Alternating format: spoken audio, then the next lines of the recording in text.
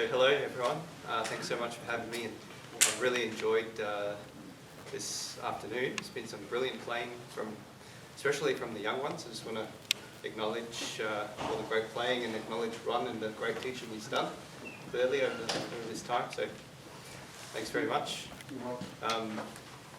I'll tell you, I think I'd actually get Pierre to tell you about this guitar. This is a very special guitar it was made by a particular maker called Ignacio Fleta, and basically a lot of the guitars you play probably were inspired in some way by this maker. It's almost like the Stradivarius of the violin in a way, but I'll let Pierre, who's a bit more of an expert on these matters, fill you in. Well, I don't know about being an expert, but yeah, I've certainly bought and sold a lot of guitars. That one I don't personally know, but I have sold a '67 and I've sold a 2008 Fleta.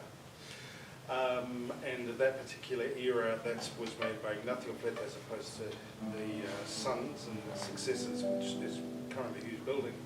And that is absolutely right. Fleta was, it's not so much the Stradivarius. I tend to think of Fletas as much more like a cello. The notes are big, they're very resonant, they're very ripe. And to me, it's like hearing Pablo Casals play. It's those big, lovely big notes that he has.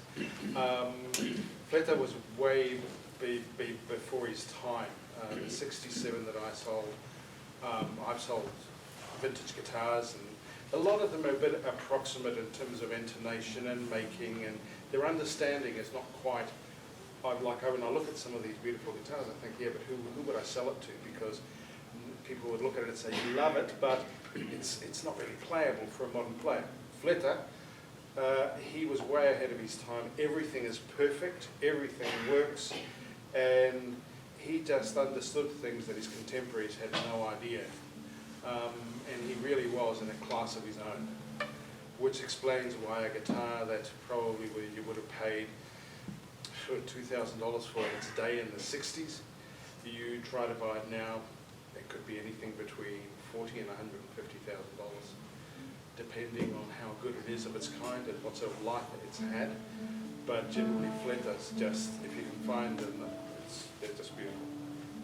So yeah, it's a real treat to be able to hear Dan play. It's a real treat for me too. This is kind of on loan, so yeah, last minute surprise for me. So very special. John Williams did play a Fleta. Probably many of you have heard the guitarist John Williams, and he before playing his current guitar by Greg Smallman, he played Fleta guitar. So if you listen to some of the older recordings from, the 70s and the 80s of John Williams, he's most likely using this instrument, although there might be other instruments as well. I'll play a couple of pieces for you by Agustin Barrios, one of my favourite composers. I won't talk too long. Let the music speak for itself, I guess. The first piece is called Julia Florida.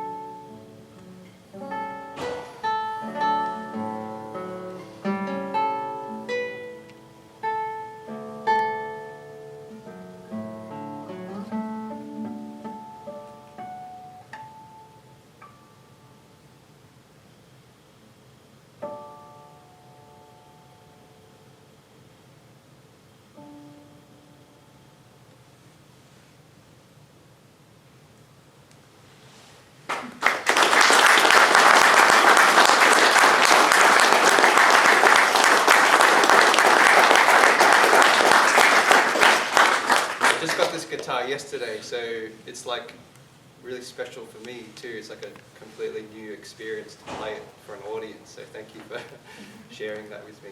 Hey Dan, excuse me. Yeah.